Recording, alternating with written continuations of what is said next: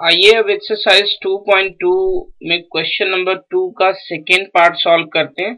और इस क्वेश्चन में भी हमें क्वाड्रेटिक पॉलिनोमियल फाइंड करना है जिसके जीरोस का सम और प्रोडक्ट हमें गिवन है।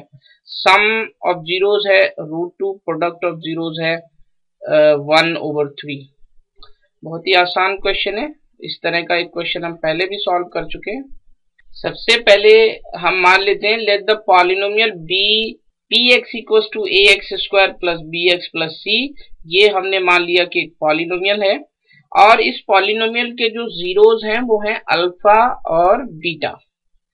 अगर अल्फा और बीटा जीरोस हैं तो इन दोनों का सम हमें गिवन है, यानी अल्फा प्लस बीटा हमें गिवन है √2 और अल्फा इंटू बीटा हमें गिवन है 1/3। और हम जानते हैं कि ax² plus bx plus c polynomial है, तो इसके जीरोस का जो सम होता है वो होता है -b/a और जो प्रोडक्ट होता है वो होता है c/a, जहां पर a b c जो है वो इसके कॉफिशिएंट्स हैं। और अब हम इन वैल्यूज की मदद से a b और c की वैल्यूज को कैलकुलेट करेंगे।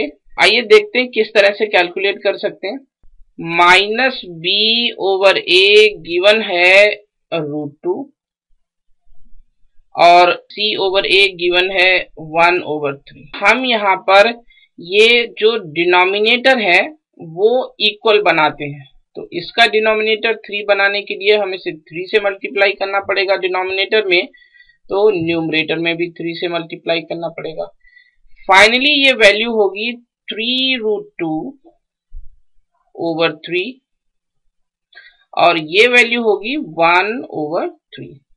अब a b और c की वैल्यू फाइंड करना बहुत आसान है।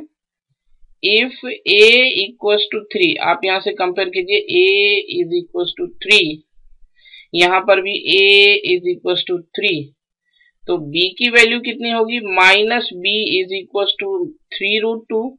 इसका मतलब ये हुआ कि b जो होगा वो -3√2 होगा और यहां देखिए c की वैल्यू होगी 1। और अब हम इस a b और c की वैल्यूज को इस पॉलिनोमियल में पुट कर देंगे और डिजायर्ड पॉलिनोमियल हमें मिल जाएगा। सो जो px है वो होगा, a की वैल्यू है 3 तो होगा 3x², b की वैल्यू है -3√2 तो ये होगा -3√2x और c की वैल्यू है +1 तो ये होगा +1। तो ये हमारा डिजायर्ड पॉलिनोमियल है। This is the solution of the question. Thank you.